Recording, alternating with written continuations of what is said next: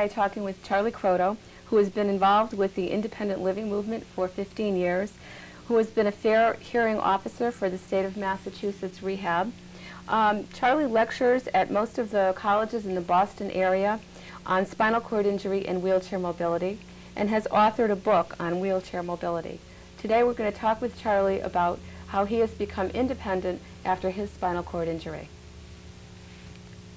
Charlie, can we begin by asking some questions about what happened to you to cause your spinal cord injury, and when did the injury occur? Sure, we can cover anything you want to cover. Okay. So what happened? How did you become injured? Well, I broke my neck when I was 20 years old on a trampoline doing back somersaults, and I was a student at the University, Montana State University, I should say.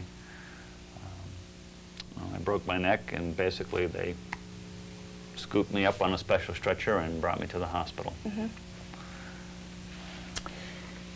Can you tell me about that acute phase of your injury when you were in the hospital in Montana, and what happened in the days and weeks following the injury?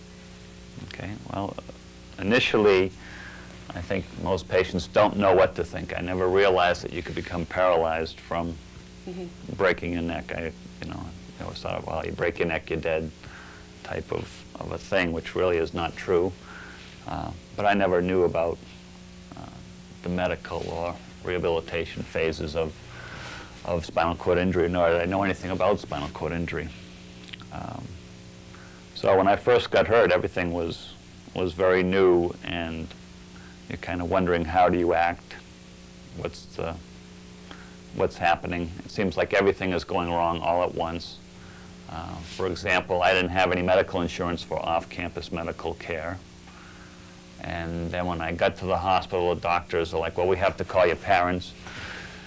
And I was like, well, why don't you just, fix my neck and send me home. And I'll go home and tell them, oh yeah, by the way, I broke my neck and stuff. And they're like, no, you don't understand. This is very serious, and we have to call your parents, and maybe they'll come out here to Montana. My folks lived in Massachusetts. And so now not only did you hurt yourself, but now you're hurting your parents. And there's just a lot of physical pain. There's people saying, well, you may not walk again. And you're like, well, I'll get out of this no matter what. And then there's the psychological games. I mean, when I was growing up, the nuns that I had in Catholic school were always saying, you're going to burn, God's going to punish you. And so you're laying there on a striker frame wondering, why is God punishing me for this? And so there's an awful lot of turmoil going on in your head, and you're trying to be calm and collected, especially in front of your parents. You don't want to show that you're worried or afraid or that something's hurting you, because that just makes it worse for them. So it's a strange time. Sounds like a very scary time, too, in not knowing what was going to happen to you. Yeah, I mean, I'd like to be macho and say I wasn't scared, but really you're like, wow, what am I going to do with myself? I can't even move. And what if, how are you going to feed yourself? Everything. Right. It's just like, right. It's crazy. You talked a little bit about your emotional state and how difficult it was to have your parents come in and be kind of like a burden on them all of a sudden. During that time, right after your injury, did you ever think about suicide?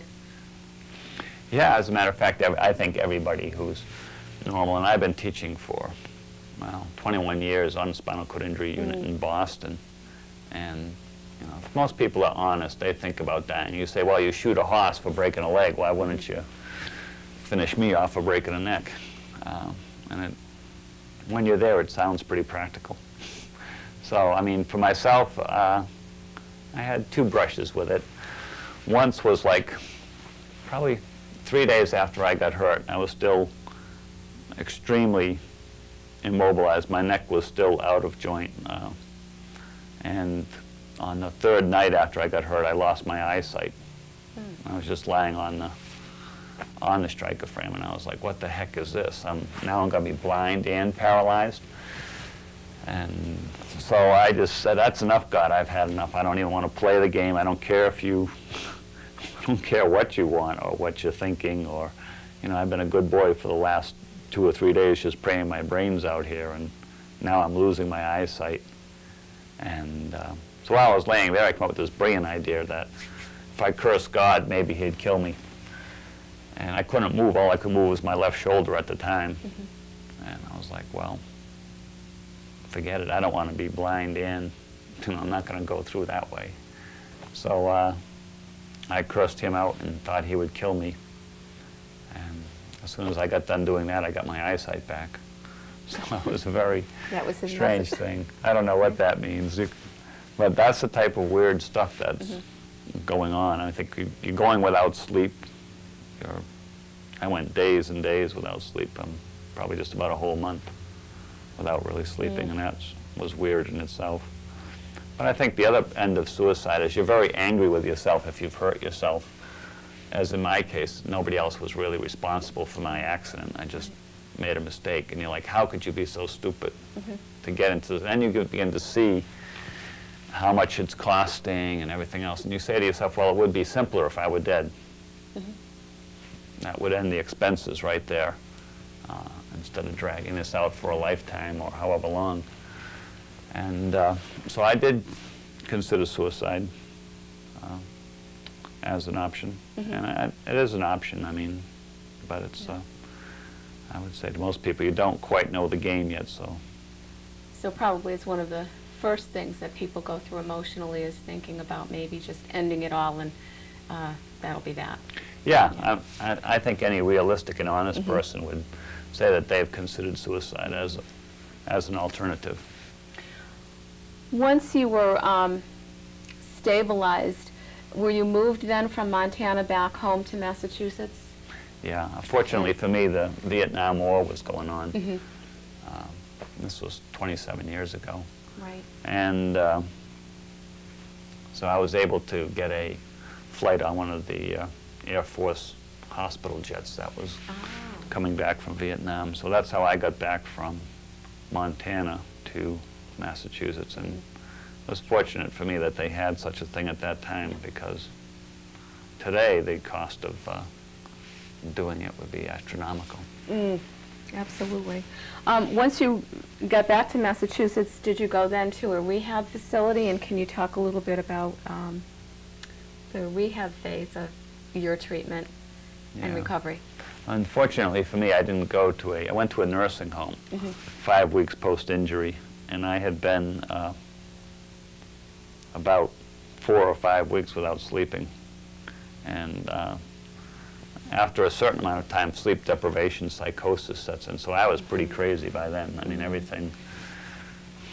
everything meant something. Like 3 was the kingdom of God, or 3 was the key to the kingdom of God. And everybody's name had letters. Like my name begins Charles with 3, so C was 3, and you divide the total of your name by 3, and it was just weird.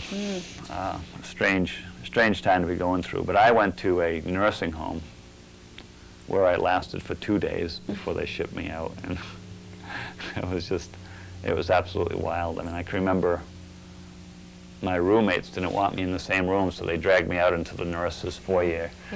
And I can remember yelling up and down the hall, "Hey, everybody, turn on your lights or I won't shut up."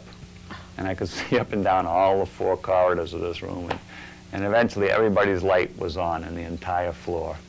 And the nurse was behind at her desk crying away. And I was like, "Are you having a baby? If you're having a baby, you have to breathe this way." And I was totally out of it. Totally out of it. So from there?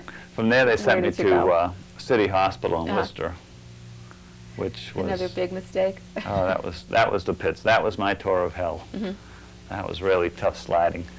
I didn't like that place at all, and the care was absolutely horrendous. I had gotten great care in Montana, and then coming to Worcester, I was still on a striker frame, which is, it's just a straight, flat pad, and they turn it every 2 hours.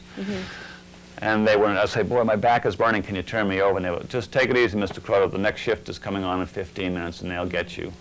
And I was going hours on end without. So they weren't following through at the hospital? Not at all, and I never what you needed. Really saw my doctor there, and it was really terrible. And then they started giving me drugs because they thought I was a drug addict. which wasn't the case at all. Yeah, And so they started yeah. giving me Demerol, and that really made things crazy. Then I was hallucinating big time, and that was really wild. Yeah, and eventually I had one of my brothers stop them from giving me some drugs. I remember my oldest brother said, "Joe, they're giving me drugs and it's making me crazy." And he just asked the nurse not to give me the drugs.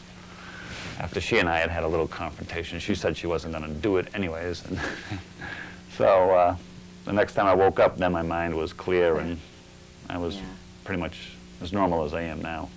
Aha. Which is questionable.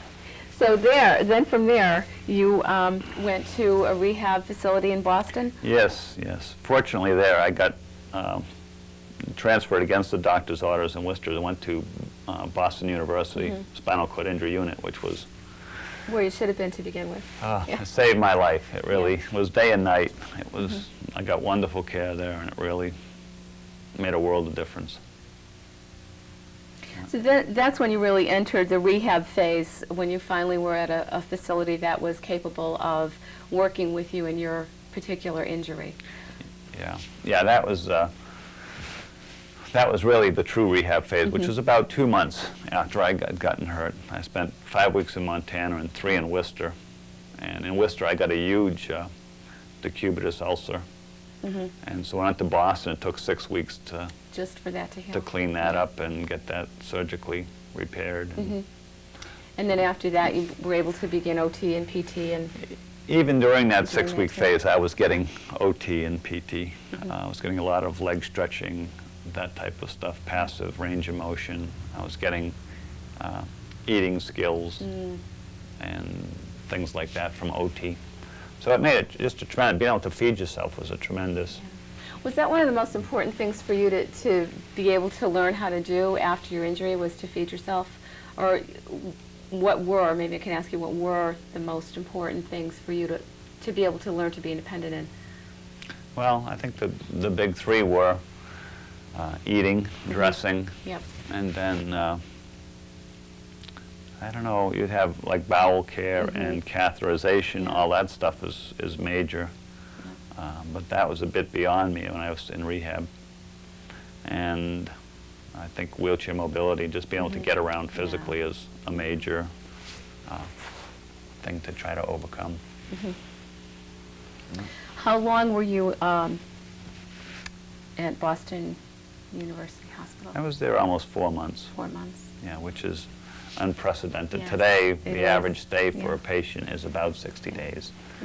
And it's a little bit shorter for paraplegic and maybe a little bit longer for quadriplegic. Right. And that's from start to finish. It certainly has changed a lot over the years. What were some of the things that your OT and PTs taught you that you found to be really helpful or invaluable in being independent and kind of getting your life back together? Yeah, well, I think it's not so much as far as working with the OTs and PTs, I think it was not so much what they taught me, because a lot of it you end up having to learn on your own. But I think it was the way they interacted with me.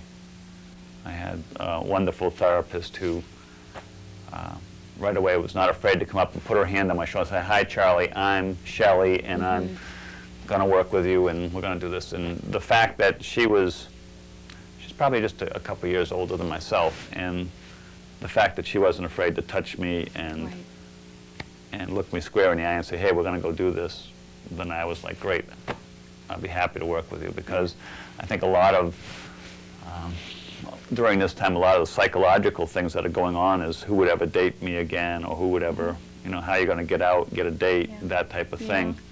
And, you know, some of your friends would come in, they'd be like, you'd see them just, their color drain out of their face when they would see you, and you're like, wow, I must really be ugly.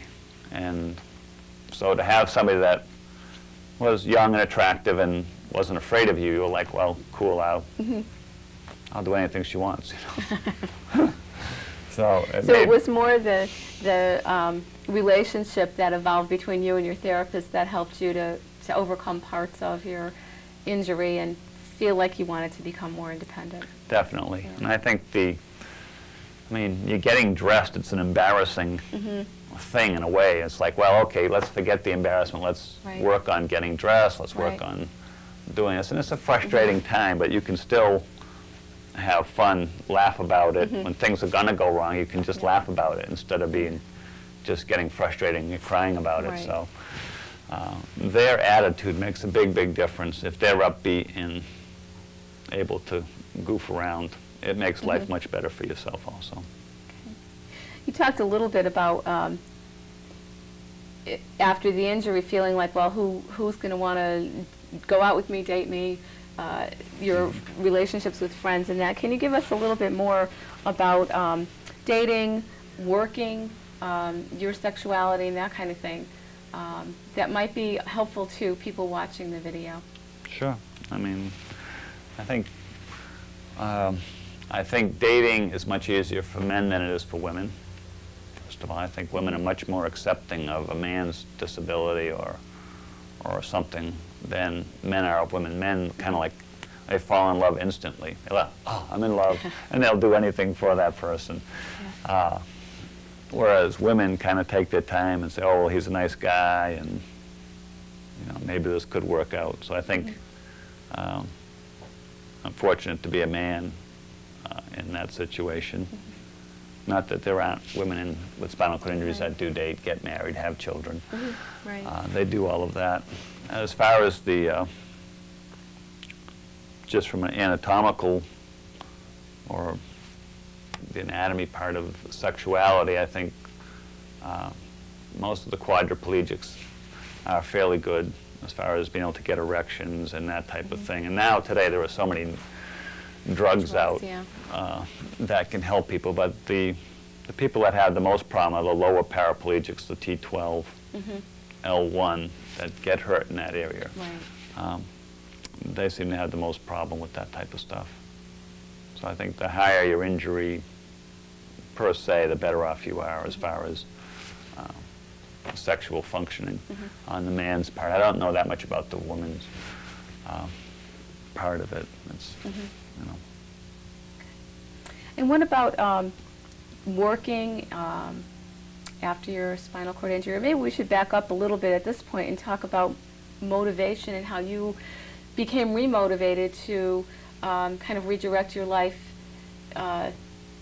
in a way that would work for you in a wheelchair. And then with that, what kinds of jobs you kind of thought you'd be interested in, and how you make your living and that kind of thing. Okay. Well, as far as motivation goes, my expression is keep your mind full and your bowels empty. And I tell that to most of my patients that I still work with. And keeping your mind full is so important. When I first got hurt, I didn't know what to do with myself. I was a college student. I did go back to college immediately, but I was taking up other things like photography and got into wheelchair basketball, got into wheelchair racing, where I met you. And just a number of things, anything to keep yourself active and with something to do, a reason to get up. The hardest thing is probably just getting out of bed in the morning. You have to have a reason to get out of bed. And work, I think work is extremely important. You have to have a function in life, something that you're contributing to the fabric of society. You have to do something with yourself. For me, it became teaching other people with spinal cord injuries. It became, I was very involved with the independent living movement. We had the third IL center in the country and worked on getting PCA care for people who needed it, worked on transportation. So I was very involved in all of that type of stuff, which kept my mind sharp and didn't give me time to become depressed or wallow around and say, oh, poor me. It sounds like you really embraced what happened to you and said, okay, this is where I'm at in life, and so I'm going to move on from here and do what I can do. Well, it wasn't quite that simple. No. I had given myself 7 years to walk again, and I had really tried hard. I mean, I worked out day and night when I was in the hospital, and that was part of my reason for not sleeping. It was like, well, I'll die trying. And that was kind of, so I really did an awful lot of working out and exercising, getting my arms working. And so part of that is like a self-punishment thing. When I was wheeling up hills, I would just keep wheeling when I'd be tired. Like, I said, no, 10 more feet, you rat, you know. And so I kept pushing myself that way, even though it was painful, but it just was like a self-punishment thing. But after 7 years, when I had walked on braces and things, which was, for a C6 quadriplegic was pretty good. Yeah. But it's not walking, you're just hopping and swinging through, and I had just to swing through gates, so what? It was much too dangerous too. I mean, just doing that was non-functional. I couldn't do anything else but walk. Through. Yeah. Yeah. You know, as far as putting on a shirt or trying to do something, forget it. Yeah. You know, my whole task was involved in that. So the wheelchair is much more efficient for me than anything trying with walking. But I went back to work as soon as I could, just to get a little money, and so that worked out well. I worked in the independent living movement for quite a while, and eventually was the executive director of a place. Then I broke my hip in an accident, and so after that I quit working full-time and became a hearing officer for the state. So working part-time I love much better than working full-time, and the teaching end of it I love. I love teaching and lecturing at the colleges, and so I think I've kind of found my niche in life, and things are going okay. Great. Do you have any parting advice for spinal cord injured individuals or therapists who might be watching this video? Well, I think the ADL skills that you're about to see are only a good starting point. They're not written in stone, and you can certainly change them or take a piece of one, take part of another, and so I would say feel free to use what you can and then adapt what doesn't work and change it. I think the biggest thing for therapists to realize is that you are working with other human beings, and to you know, it should be a relationship where both of you are learning something new. And you know, the way I do things is not necessarily the way that some other quadriplegic or paraplegic would do it, and it's just a starting point. So take the tips. If you can use them, great. Might save you some time and trouble. At least it gives you some ideas of what to start with, instead of just, oh, what am I going to do with this patient? You can try a few things. So I would say, as far as parting advice, try it, see what happens, and be flexible. Okay. Right. Well, on that note, let's take a look at some of the different ADL activities that you've mastered, and show those to those watching the video. Okay.